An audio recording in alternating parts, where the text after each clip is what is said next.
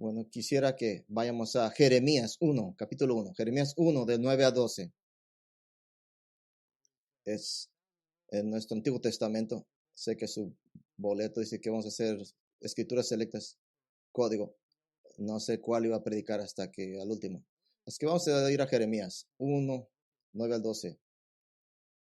Mientras se encuentra Jeremías 1, 9, algunos de nuestros el doctor Lyndon Duncan dijo que nuestro tiempo es el momento más tóxico para la fe que haya existido en mi vida, que una cultura más dura que nunca en la fe.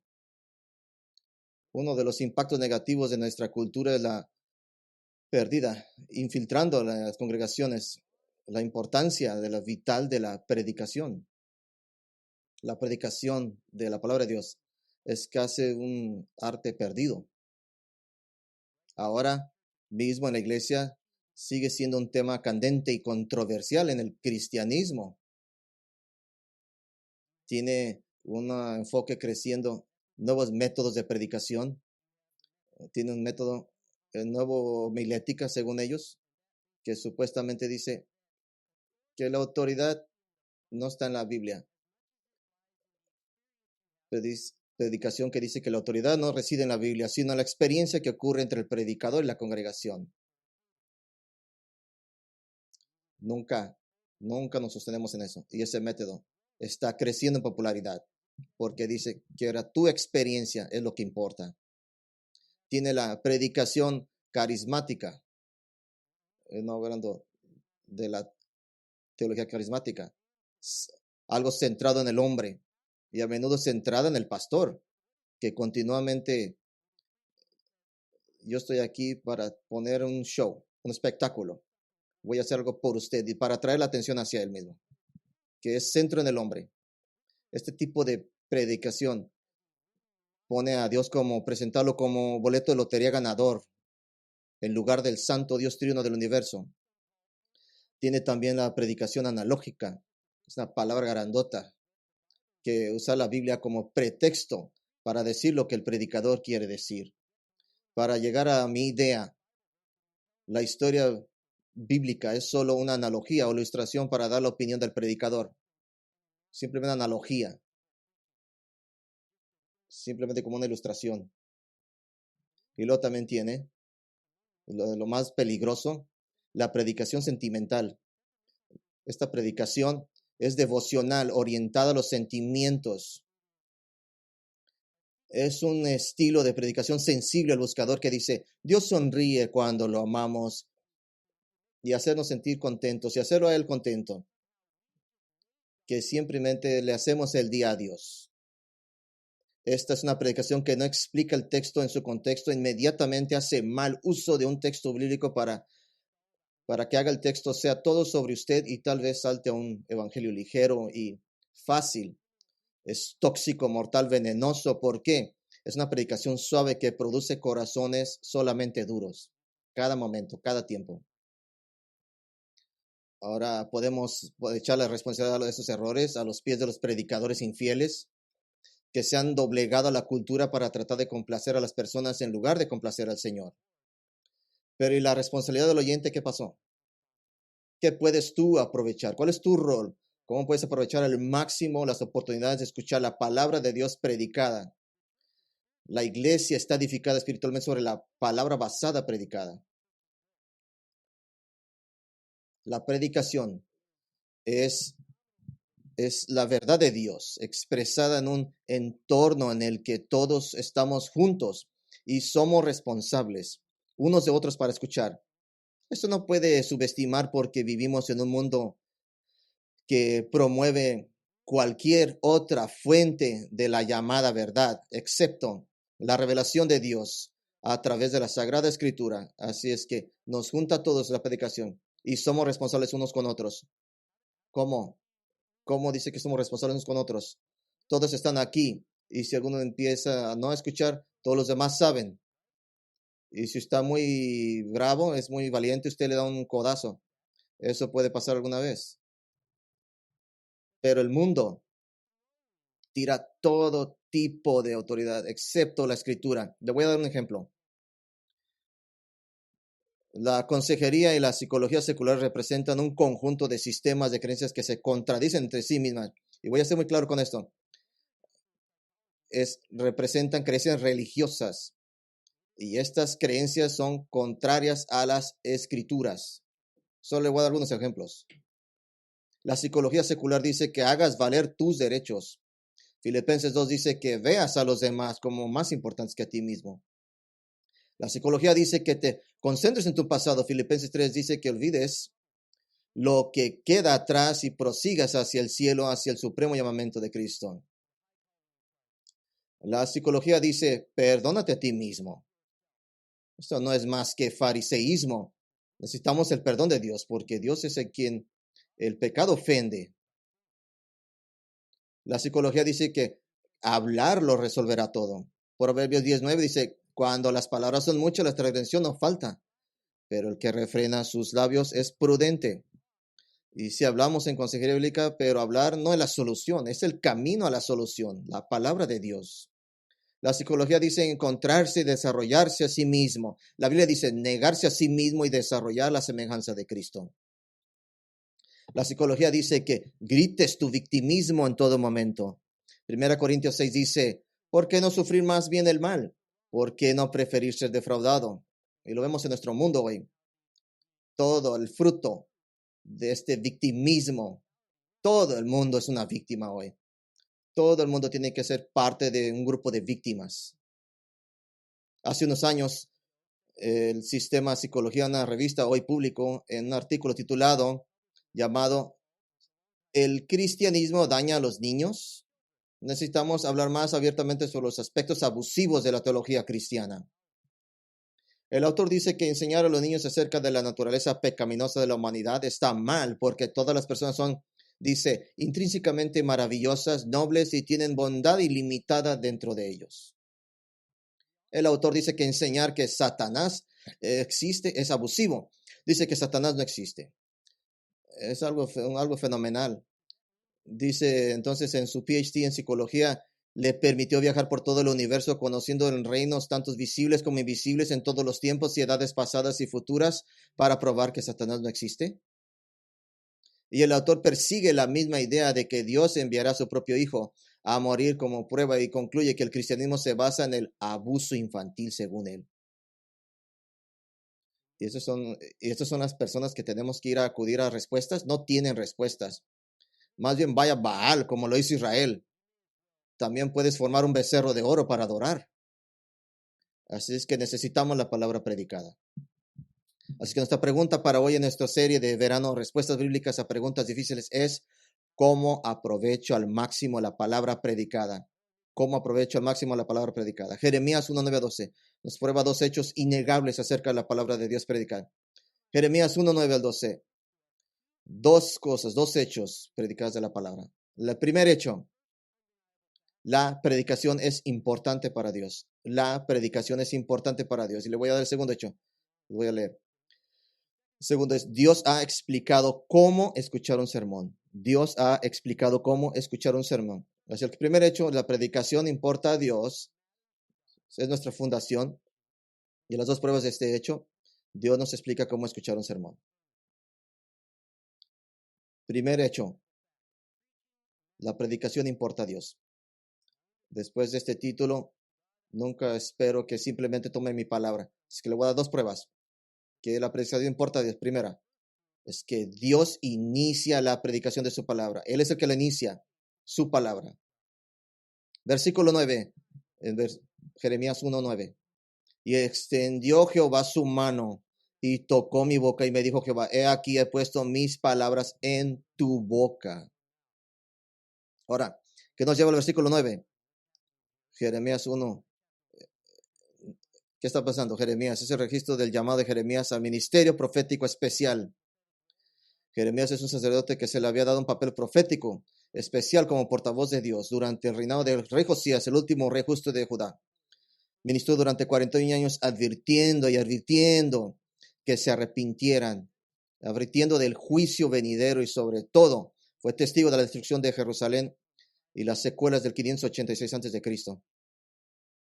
Ahora simplemente aquí como nota, el llamado de Jeremías no solo vemos su comisión, sino también una ilustración de la vida real de la doctrina de la elección. Dios escoge los que son de él. Versículo 4 al 5.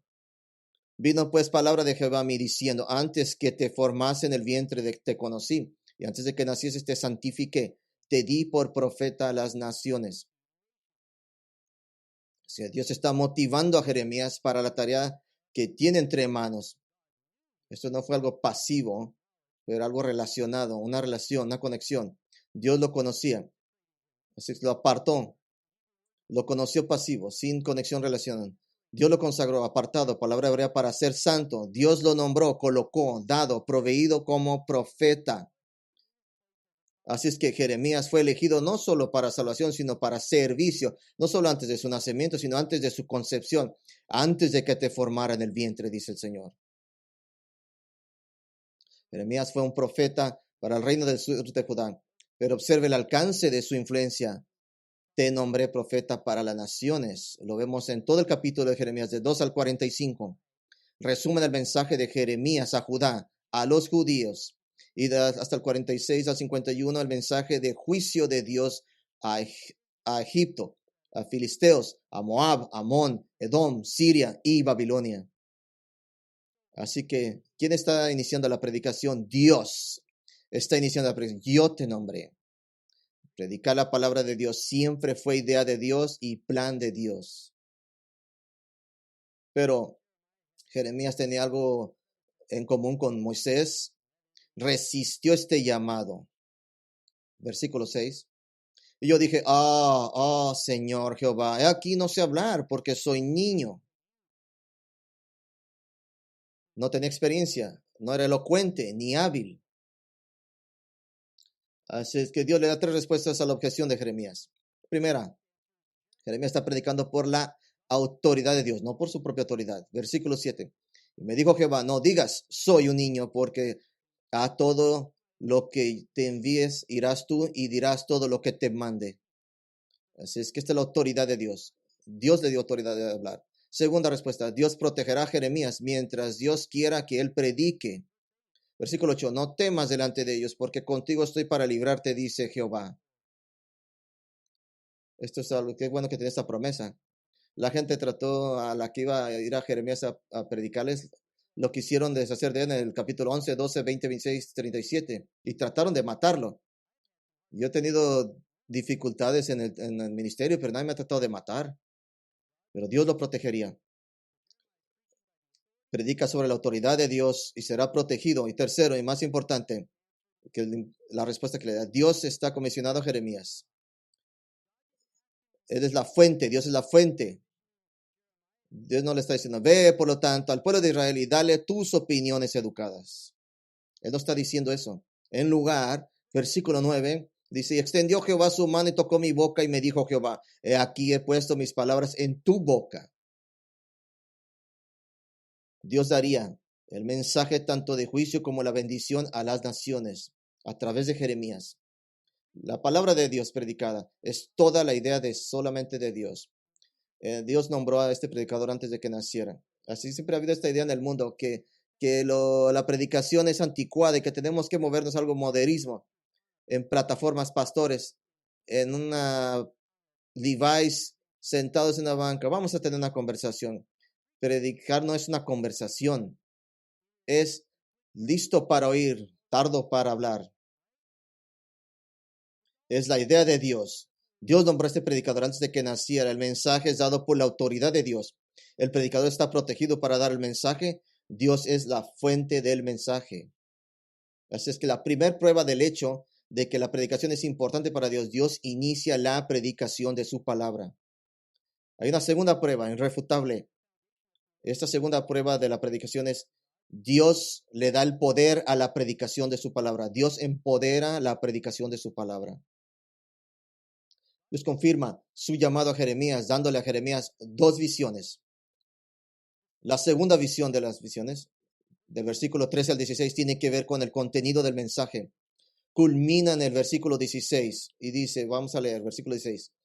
Y a causa de toda su maldad, proferiré mis juicios contra los que me dejaron e incensaron a dioses extraños y la obra de sus manos. adoraron. Quiero que se concentren en el momento en la primera visión que confirma el llamado de Jeremías a predicar. Versículo 12. Y me dijo Jehová, bien has visto, porque yo apresuro mi palabra para ponerla por obra.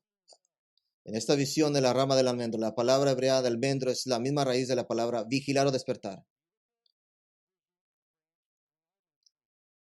Y la palabra es la misma palabra de despertar, vigilar, estar despierto. Suenan casi idénticas. Así es que el almendro a veces se llama el árbol despierto, porque en Israel es el primer árbol del año en brotar y dar fruto. Significa que la primavera está ¿qué? Despertando. Usted está observando despertar el árbol, porque la primavera está. Así que observa el árbol para ver que se acerca la primavera. Así es que Dios está despierto y está observando sobre su palabra. Dios usa un juego de palabras para asociar la rama almendra, que Dios está despierto y observando. Dios empoderó la palabra de su predicación. Dios nunca garantiza que dará poder a algo que se parece a la predicación, o parece, o suena. Dios empodera la predicación que llamaríamos dirigida por el texto único, impulsada por la intención del autor del texto en el contexto del plan redentor de Dios para traer el reino de Dios, aplicada firmemente a nuestra vida de acuerdo con la intención original del texto. La predicación impulsada por el texto es impulsada por lo que Dios dice en el texto de la Escritura, no por el uso irrespetuoso del texto por parte de un predicador. En otras palabras, usar la Biblia no garantiza la predicación bíblica. Dejar que un texto hable por sí mismo de acuerdo a lo que Dios quiere, eso es predicación bíblica. Solo como un ejemplo, la intención de Jeremías con nuestro texto aquí es relatar el llamado de Dios a él y el hecho de que Dios bendecirá la predicación de su palabra. Así que nuestra aplicación es un flujo natural, como aprovechar al máximo la palabra predicada, porque Dios prometió bendecirla. La palabra predicada de Dios es el método ordenado por Dios para comunicar el evangelio y escuchar de Dios, que nunca cambió y nunca cambiará. Piense incluso en los tiempos del Nuevo Testamento. En el Nuevo Testamento casi nadie tenía una copia de las Escrituras.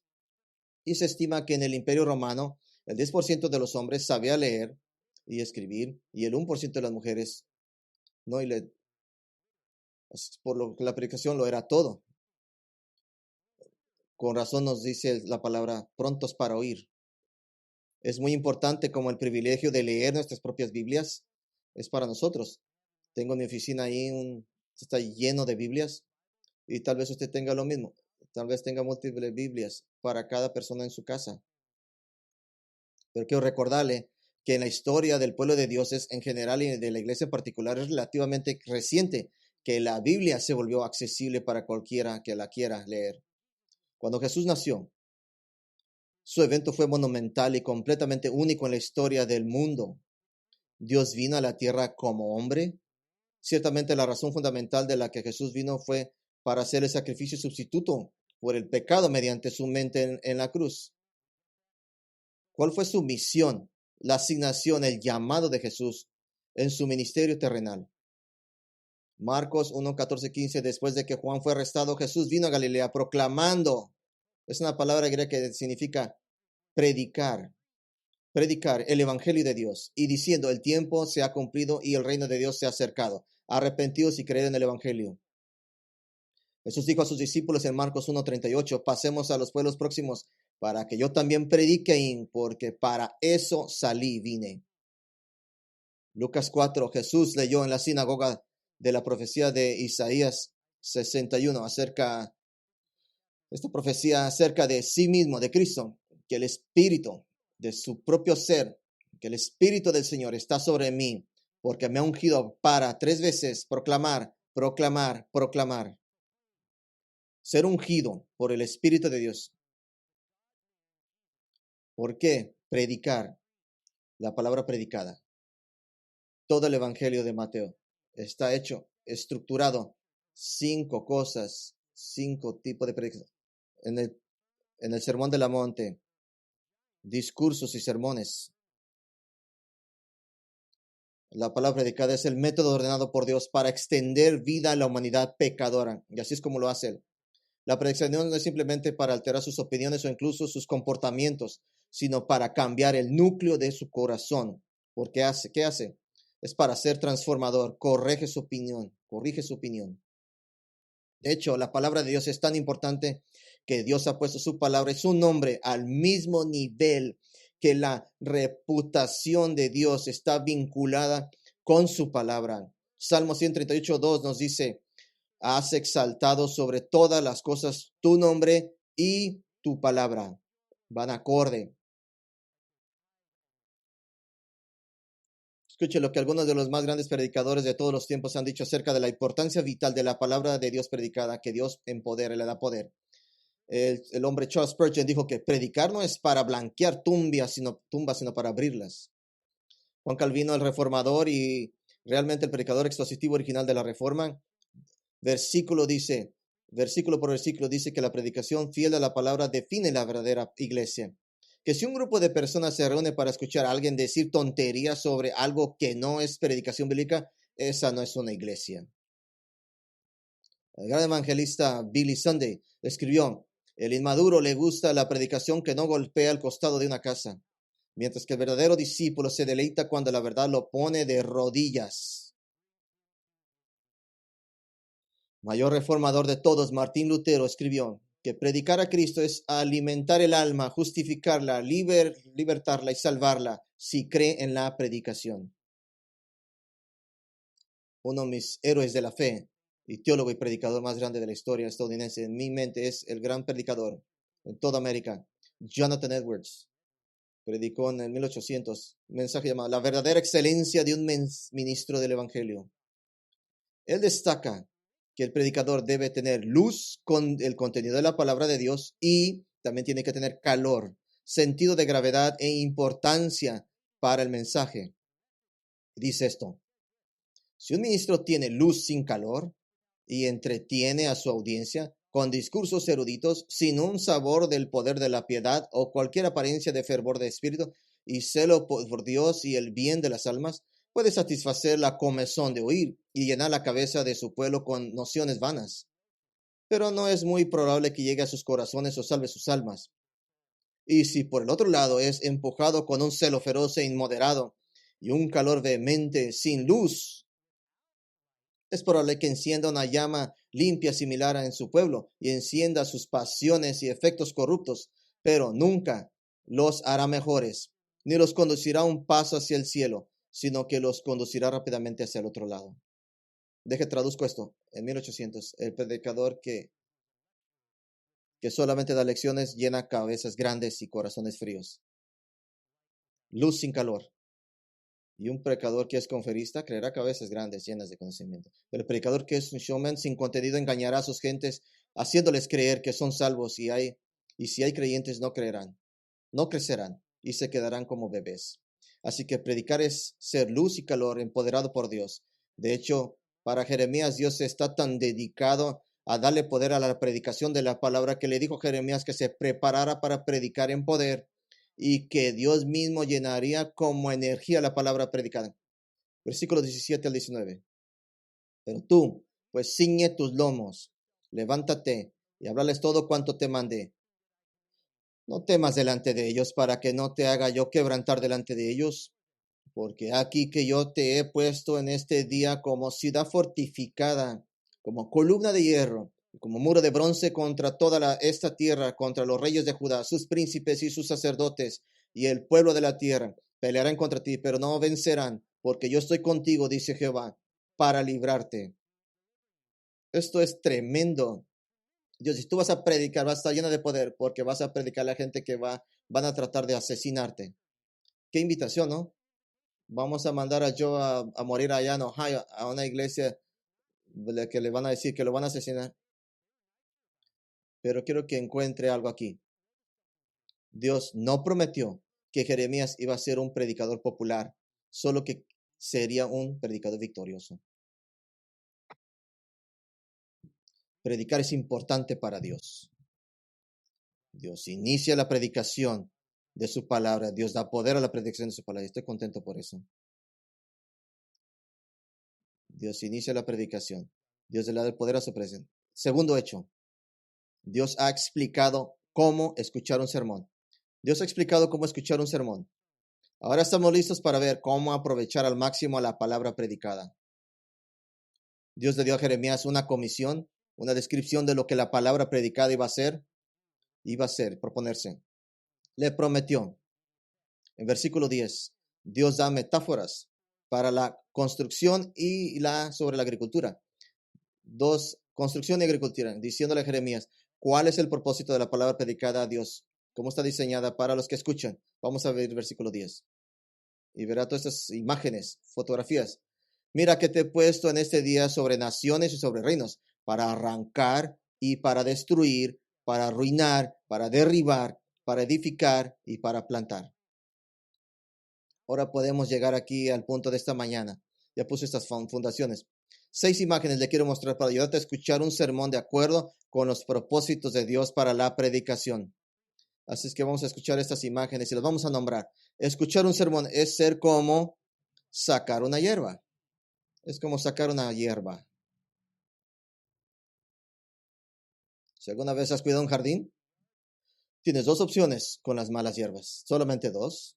Puedes deshacerte de ellas cuando son pequeñas, lo suficiente pequeñas como para que un niño las pueda arrancar del suelo, o esperar a que se convierta en una bestia que tiene garras y colmillos y necesitas una pala para sacarla. En cualquiera de los casos debe sacarse. La predicación de Estados Unidos ha sido en su mayor parte contaminada por un sentimentalismo agradable para los oídos, que dice que el objetivo de la predicación es proporcionar una sonrisa con tal vez un pensamiento o 2 para reflexionar durante unos minutos después de la iglesia para que te vayas a comer. ¿Cuál es la consecuencia de eso? Ahora la cultura de escuchar se ha vuelto pasiva, una cultura de esperar, están los que asisten, vienen aquí listos para simplemente relajarse. Trate de hacer algo que pase en mi vida. Una cultura que quiere ser complacida, no molesta, calmado, no irritado, pacificado, no preocupado. Dios le dijo a Jeremías que la palabra de Dios que él debía predicar debía de arrancar, que significa quitar, expulsar, destrozar. Jeremías iba a llamar al judío infiel a arrepentimiento y arrancar el orgullo y la anarquía y la inmoralidad sexual y la desobediencia. Ahora, cuando Jeremías estaba predicando, en su ministerio comenzó, la cizaña era profunda, enorme y arraigada, y había garras, y había cubierto a la nación en pecado. Escuché a un individuo que su yarda se puso tan mal que la única solución era vender su casa, y ya, con eso quiso terminar el problema. Y a causa que Judá ignoró a Jeremías. Mire el versículo 14. Y me dijo Jehová, del norte se soltará mal sobre todos los moradores de esta tierra, porque he aquí que yo conozco a todas las familias de los reinos del norte, dice Jehová, y vendrán y pondrán cada uno su campamento a la entrada de las puertas de Jerusalén, y junto a todos sus muros en derredor, y contra todas las naciones, ciudades de Judá. ¿Por qué? Porque no escucharon. ¿Qué significa para usted? Significa, debe de preguntarse, ¿qué va a enseñar el Señor? ¿Qué me va a enseñar al Señor a recoger? ¿Cuál es la hierba que necesita ser arrancada? Como mucho los amo a todos y estoy agradecido por ustedes. No estoy aquí para hacerlo contento. No estoy aquí para hacerlo sentir bien. Mi prioridad es arrancar. ¿Tiene una lengua afilada? ¿Una visión baja de Cristo? ¿Una visión deshonrosa de la adoración? ¿Es un espíritu rebelde que no puede someterse a la autoridad? ¿Un corazón endurecido hacia su propio pecado? ¿Un acercamiento perezoso a caminar con Cristo? O tal vez lo peor de todo, un espíritu imposible de enseñar.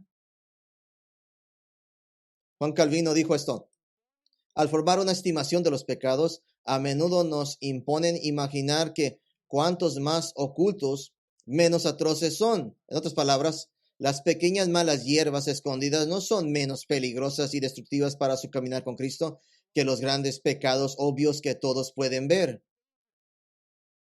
Así es que no importa el texto y no importa el tema, debe escuchar con la intención de que el Señor quita las malezas. ¿Qué es lo que tiene que arrancar el Señor de nosotros? Eso es solo el principio. Escuchar un sermón es como sacar una hierba, derribando un ídolo, derribando un ídolo. Dios le dice a Jeremías que la palabra predicada es destruir, derribar. La misma palabra usada en tumbar. La misma palabra en Éxodo 34:13 que dice derribar sus altares y quebrantaréis sus columnas de idolatría. El buen rey Josías trae la reforma a Judá. Segunda Reyes 23:12 dice, y los altares sobre la azotea del aposento alto de Acaz, que habían hecho los reyes de Judá, y los altares de Manases que había hecho en los dos atrios de la casa de Jehová, los derribó y los destrozó en pedazos y echad el polvo de ellos en el arroyo de Cedrón. Idolatría de ídolos. La adoración de ídolos fue el pecado sobre el cual Dios más advirtió a Israel cuando hizo pacto con ellos y los trajo a su tierra. En hecho, la última advertencia de Dios a Israel antes de entrar en la tierra prometida en Deuteronomio, y escuche esto repetidamente, Deuteronomio 5:7, no tendrás dioses ajenos delante de mí. El 6:14, no irás en pos de otros dioses ajenos. Y el 8:19, si te olvidas de Jehová tu Dios y vas en pos de dioses ajenos y los sirves y los adoras, yo te advierto hoy que ciertamente perecerás. Deuteronomio 7:11-31 también. No adore ídolos, déjelos. Esa es una advertencia enorme para Israel, una advertencia que cruza cualquier división de pactos o testamento. Es un principio que impregna toda la escritura. Y si ha leído las epístolas de apóstol, advierte al creyente. Juan no trabaja así. El apóstol Juan les advierte en el último versículo, en 1 de Juan, en todo tipo de la seguridad de su salvación, que si usted cree en el Hijo de Dios, usted es salvo por todos los tiempos y tiene este ánimo que sería como Pablo. Grande paz, los amo, pero no dice. Las últimas palabras de Juan dice, hijitos, guardaos de los ídolos. Y quiere cambiar, no creo que sea lo último que iba a decir, pero fue. Y no le explica, solo advierte. Y no identifica. Significa que usted se pone en rodillas y usted le pregunta, ¿qué es un ídolo? ¿Qué es un ídolo? Bueno, un ídolo es cualquier cosa que interfiere con su adoración a Dios. Cualquier cosa que usted esté dispuesto a pecar para mantener o pecar para evitar, puede convertirse en una influencia idólatra en su vida. Esto no quiere decir que un verdadero creyente en Cristo pueda alguna vez alejarse de Cristo, pero a veces puede prestar atención y afecto a aquellas cosas que le impedirían tener una comunión plena y gozosa en el Señor. Así es que el estándar, quebrántelo y tírelo. En última instancia, se reduce a la elección de actuar como un adorador de Cristo o un adorador de usted mismo. Y es la palabra predicada que el Espíritu Santo usa para arrojar la luz sobre los pecados favoritos de la idolatría. Y pum, ahí está, brillando en su corazón. Yep, ahí está. Y usted podría decir, ¿cuál es la diferencia entre una hierba y un ídolo? ¿Por qué Jeremías hace la diferencia de un ídolo? Escuche, un ídolo es una hierba que has decidido que te gusta y que quieres conservar un poco más. Escuchar un sermón tiene que entrar hasta abajo a la raíz. Escuchar un sermón es ser como sacar una hierba, derribar un ídolo. Y tercero, es como demoler un edificio, demolición de un edificio. Si este es su primer domingo aquí, yo simplemente vine aquí a sentirme a gusto. No sé de qué se trata esto. Dios proclamó en Jeremías la palabra predicada para destruir. Puede significar perecer o morir, pero en este contexto significa arruinar, ya no usable, hacer algo inutilizable. Es muy importante. Esto no se trata de renovar una vida que ya ha sido moldeada por el mundo. No se trata de modificar, ajustar, torcer. No habla de esto. Esto es un cambio de imagen, de un comportamiento, una actitud pecaminosa. Esto es una bola de demolición que se balancea hacia abajo para desmantelar y aplastar. completamente aplastar cualquier cosa que contradiga la voluntad del Señor como se revela en las Escrituras. Siempre un ejemplo que le quiero dar. Tratar de inculcar las Escrituras en lo que el mundo ya te ha enseñado, de tratar de renovar la filosofía ya moldeada por el mundo. Nuestra cultura ahora ha hecho que sea inmoral y en algunos casos ilegal incluir en nuestras disciplinas a los niños, pararles y azotarlos, y en algunos lugares lo hacen hasta ilegal, de darles sus nalgadas. Incluso en los programas de capacitación en las iglesias a menudo acá se hablan de azotar en tonos susurrados como último y final recurso. De que si le levanta su ánimo y su arrogancia, ¿qué dice la Biblia sobre esto? Proverbios 13:24. El que detiene la vara a su hijo aborrece, mas el que no lo ama se esfuerza en disciplinarlo. Si usted no lo ama, no le pegue. Proverbios 23:13. No niegues la disciplina del niño. Si lo hieres con vara, no morirá. Proverbios 23:14. Si lo hieres con vara, salvará su alma del infierno. No diciendo que por darles unas nalgadas se van a salvar, pero usted suaviza su corazón endurecido que ellos tienen en su rebeldía. Proverbios 29:15. La vara y la corrección dan sabiduría.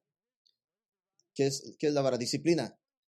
Y decirle por qué le ha dado sus nalgadas. Nosotros estamos tratando de renovar una visión mundana y no bíblica de la crianza de los hijos. Lo vamos a demoler y luego miramos las escrituras. Trae la bola hasta que destruye todo y luego mira la escritura. La palabra de Dios predicada tiene el proceso de demoler lo que deshonra a Dios. Usted puede estar notando la progresión de intensidad aquí en Jeremías 1. Hemos pasado de arrancar una mala hierba a derribar un ídolo, a demoler, a aniquilar y a arrojar todo lo que mancha y contamina tu comunión, tu relación con el Señor que deberías de gozar. Pero estos primeros tres son algo impersonales. Usted podría sentarse, bueno, ya lo entendí, ya agarré. Ya sé de arrancar esos ídolos, ya sé todo esto de tumbar, demoler, esta bola de demolición. Pero ahora empieza a ser personal. Escuchar un sermón es cuarto. La imagen se vuelve personal. Escuchar un sermón es como vencer a un adversario. Mira que te he puesto en este día sobre naciones y sobre reinos para arrancar y destruir, para arruinar y derribar, para edificar y para plantar. Palabra que significa tirar a alguien abajo en el sentido de derrotarlo. La palabra de Dios predicada está destinada a derrotar a los enemigos de la justicia. Es una metáfora de batalla y conflicto. Vemos esta metáfora dada en los detalles del Nuevo Testamento con respecto a nuestra santificación y crecimiento de santidad. No es algo que pasa pasivamente. Hebreos 12:4. En vuestra lucha contra el pecado aún no habéis resistido hasta el punto de derramar vuestra sangre. 1 Pedro 5:8. Sed sobrios, estar atentos, vuestro adversario el diablo ronda como león rugiente buscando a quien devorar. Resístanlo. Pasivamente manténgase. No, dice resístalo, firmes en su fe. Santiago 4:7. Someteos pues a Dios, resistid al diablo y huirá de vosotros. Se siente negativo, ¿no? ¿Por qué tan negativo? Esa predicación debe lograr el resultado de sacar una hierba, derribando un ídolo, demoler un edificio, vencer a un oponente. ¿Por qué? ¿Por qué se siente tan negativo? Juan Crisóstomo, predicador del siglo IV, el predicador de la boca de oro, probablemente escribió, dijo esto: mi trabajo es como el de un hombre que está tratando de limpiar un pedazo de tierra en el que fluye constantemente una corriente lodosa. Cuando escuches un sermón, tu objetivo no es solo agarre la información. Le está pidiendo al Señor que use la palabra predicada con el poder del Espíritu Santo para arrancar, destrozar, destruir y derrotar. ¿Por qué? Hebreos 4:12, porque la palabra de Dios es viva y eficaz, más cortante que toda espada de dos filos, y penetra hasta partir el alma y el espíritu, las coyunturas y los tuétanos, y discierne los pensamientos y las intenciones del corazón.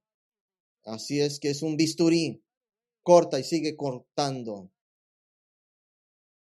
Y a eso interfiere con su relación con el Señor.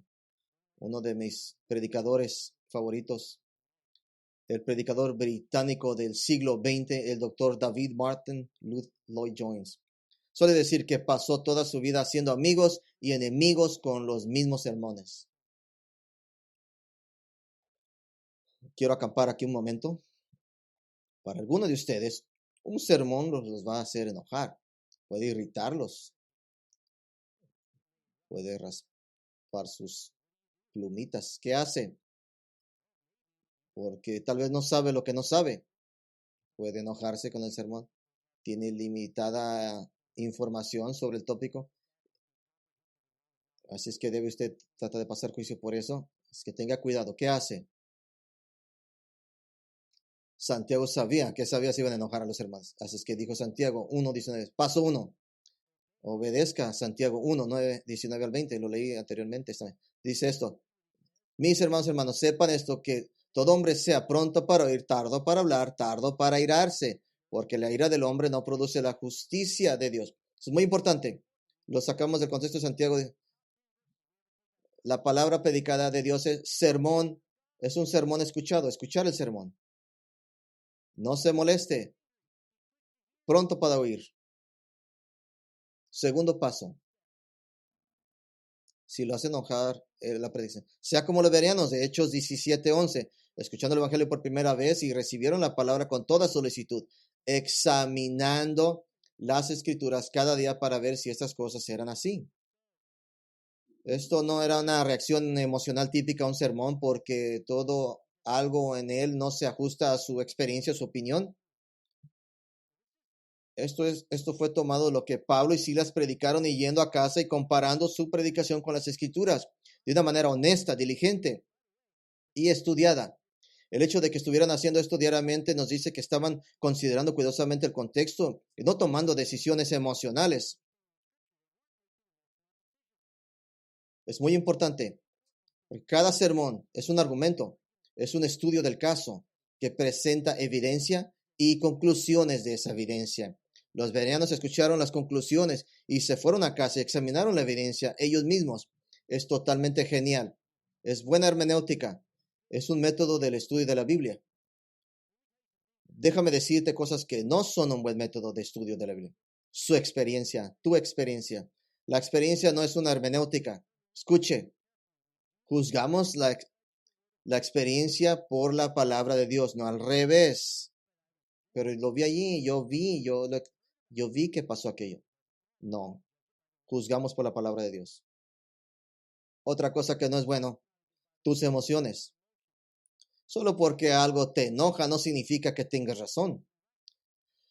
Puede significar que un sermón ha despertado una sensibilidad en tu vida que necesita ser corregida con la verdad. O podría decir, empujar un ídolo que a ti te gusta y no quieres que te lo quiten, no quieres poner no. Algo más que no es buen tipo de estudio bíblico. Historia. Solo porque mucha gente cree algo, no lo hace cierto. La historia no es una buena hermenéutica. En nuestra clase de membresía Grace Connect siempre tratamos de alentar a las personas nuevas a dejar que esté bien ser aprendices en lugar de simplemente buscar escuchar siempre cosas con las que ya estoy de acuerdo. Mi compromiso contigo, me esforzaré por nunca hacer declaraciones frívolas sobre temas delicados sin una gran cantidad de argumentación bíblica detrás de ello. Lo que la Biblia dice. Predicar es explicar lo que dice la Biblia sin importar cómo nos sintamos al respecto. Así que, ¿por qué Santiago dijo que el oyente de un sermón debe ser rápido para oír y lento para la ira? ¿Por qué? Como él dijo, la meta de la predicación es producir justicia en ti. Y la ira del hombre no produce la justicia de Dios. Te lo puedo poner de esta manera. En el momento que tú te enojas, tu santificación para. Tu ira nunca te llevará a ser como Cristo. Tu arrogancia se sube y determina para la santificación. Nunca te llevará a ser como Cristo. El buscar indagar de las escrituras y considerando la argumentación bíblica que has escuchado sí te llevará a ser como Cristo. Le voy a dar ejemplos. Hace unos años hicimos nuestra serie de sobre matrimonio, divorcio y nuevo matrimonio. Así es que dedicamos una parte del mensaje a mitología cristiana sobre el divorcio. El mito superior es el dicho común: Dios odia el divorcio. Y todavía recuerdo las miradas en algunos de sus rostros cuando les dije que la Biblia nunca dice que Dios odia el divorcio. Y algunos de ustedes, bueno, ya me salgo de aquí. Claro que la Biblia dice eso. Pasas mucho tiempo demostrando que este eslogan cristiano, que se basa en Malaquías 2:16, que se basa en una traducción errónea, una tradicional de ese versículo. La traducción tradicional es algo así como odio el divorcio, dice el Señor, pero no hay un verbo en primera persona. Es un pronombre en tercera persona en hebreo que dice: el hombre que odia a su esposa y se divorcia de ella, cubre su ropa con violencia. En contexto, hablando de divorcio por razones pecaminosas. Pasamos mucho tiempo haciendo un argumento sólido desde numerosos ángulos hermenéuticos diferentes. Emoción y lemas cristianos y su experiencia e historia personal no pueden reemplazar una argumentación bíblica sólida. No porque usted se sienta, yo siento fuerte que mañana va a estar a 68 la temperatura. No va a pasar más porque yo me siento que así debe ser. Que la predicación causa emoción, ¿no es así? Es por eso que Santiago dijo que sea rápido para escuchar y lento para enojarse. Puede estar aquí un mes, 6 meses, y usted viene de una atmósfera donde no está acostumbrado a escuchar la palabra expositiva. Algunos se van a molestar, se van a enojar, porque nunca había escuchado esto. Algunos se van a sentir molestos porque sienten que les faltó escuchar esto. ¿Qué dice Santiago? Prontos para oír, para escuchar y lentos para enojarse. Cuando hago a alguien enojar, ¿sabe qué me mandan en los mismos? En la noche del domingo. No pensaron, no estudiaron. No voy a mandarle un email a usted en la noche. Oh, Jeremías nos está mostrando en la primera parte de la predicación, es la demolición en su corazón. Y ahora que se está logrando la meta de demolición, ahora que tu corazón ha sido ablandado y suavizado, ahora comienza la obra de edificar la obediencia y el carácter de Cristo. Dios continúa con sus metáforas. Ahora escuchar un sermón es ser como remodelando su casa. ¿Qué hace antes de remodelar? Usted, para construir, desarrolla, reconstruir. Es exactamente el patrón de respuesta que vemos en el primer sermón en la iglesia de Jesucristo. El primer sermón cristiano, el sermón de Pedro en Hechos 2 de Pentecostés.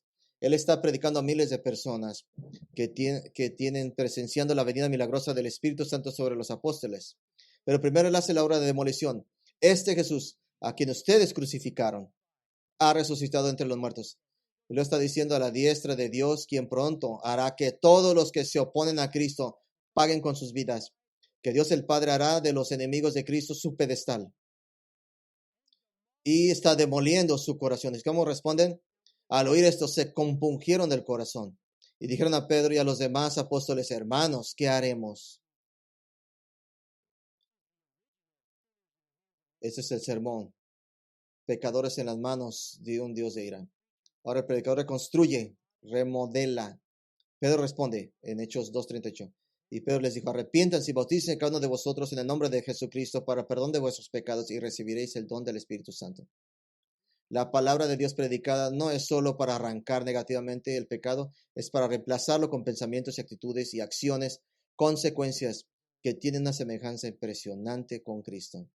Sí, a propósito, usted se expone a propósito con frecuencia y continuamente a la predicación bíblica.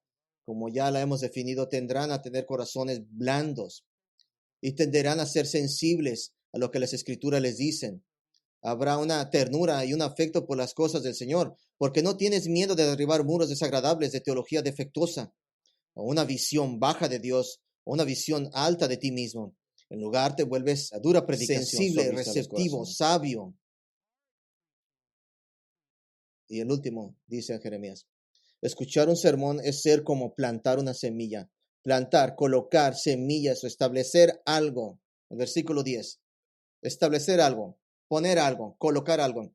Ese es el efecto a largo alcance de la palabra predicada.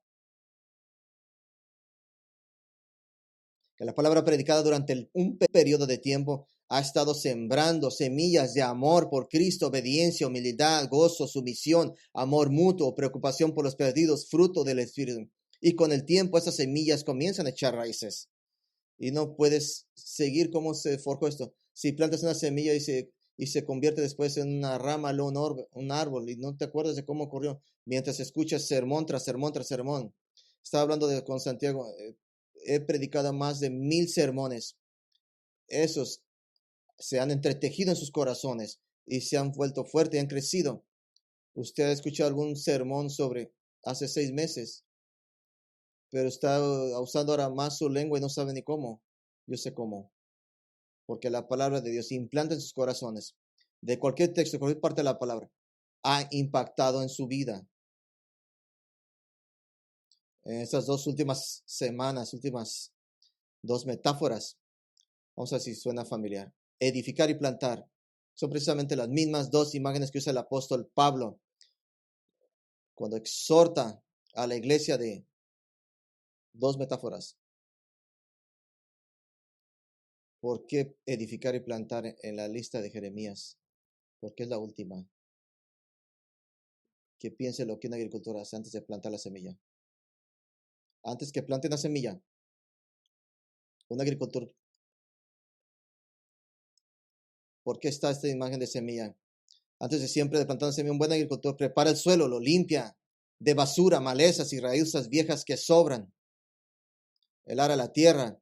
Si eres nuevo aquí en la iglesia, podrías sentir que te estás entrenando todas las semanas. Acéptelo, recíbalo. Porque a medida que las semillas de la palabra de Dios se implantan en el suelo, siempre purificando su corazón, echarán raíces y producirán, ¿qué? Justicia y obediencia. Permítame ser práctico de aprovechar al máximo la palabra predicada. Usaremos algunos marcadores de tiempo. ¿Quieres darles marcadores? ¿Cómo sacar lo mejor de la predicación? Un marcador. Mucho antes del sermón. Si usted entra aquí 10 minutos ya después del que empezó. Ok, tengo que poner mi cerebro en rápido. Antes del sermón. Lea o vuelva a leer el libro de Ken Ramey que se llama Escuchando Expositivamente. Escuchando Expositivamente. Nuestra librería Grace Equip tiene algunas copias adicionales en inventario por aproximadamente un 30% menos que Amazon. En este momento, durante las próximas 2 semanas, adquiere el hábito de orar por su propio corazón y mente. Ore, pídale al Señor que saque, arranque todo, demuela, destruya todas las cosas malas. No caiga en la trampa de pensar que sus mejores días de aprendizaje y crecimiento han quedado atrás. ¿Qué otras personas necesitan esto más que usted? Necesita hoy lo que se predica hoy. No importa cuántos años tenga aquí. Antes, comience a prepararse para el domingo, el sábado por la noche. Estoy sorprendido cuánta gente se va a descansar tan tarde y se quedan hasta las 4 de la mañana mirando películas el sábado. Descanse lo suficiente para el domingo. El segundo marcador, el comienzo del sermón. El comienzo del sermón. Prepárese espiritualmente para el mensaje.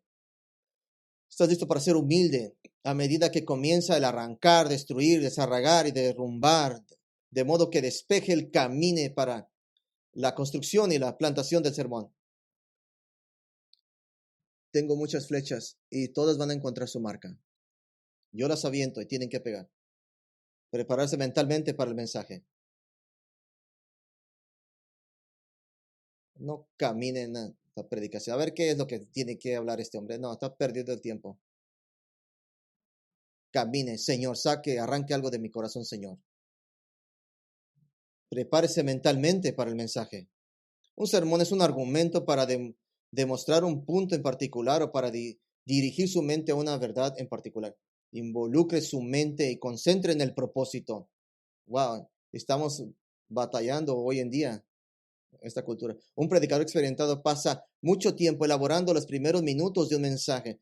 Esto no es para llenar el tiempo, siempre tiene una razón y un propósito que es captar su atención total y completa y comenzar a poner en marcha su mente, torneándolo. Por eso alabamos, alabamos y alabamos. Prepara su mente antes de escuchar la palabra predicada, en medio del sermón. Ore mientras escucha. Mientras está escuchando, ore el Salmo 119:18. Abre los ojos para que pueda contemplar las maravillas de tu ley. Manténgase enfocado en medio de las distracciones y esfuércese por no ser una distracción. Si es posible, la palabra de Dios predicada es un evento santo y santificado. ¿Sabe por qué este púlpito es tan grande? Para que no me miren mis rodillas temblar. No estoy nervioso por predicar. Estoy nervioso de decir lo equivocado. Y si Dios va a matar a alguien, estoy en primera posición. Ore mientras escucha. Fomente escuchar de otros al no distraerse fácilmente, si es posible. Puede mostrarle qué pasa cuando el 90% de las congregaciones, cuando alguien hace ruido, ¿qué fue eso?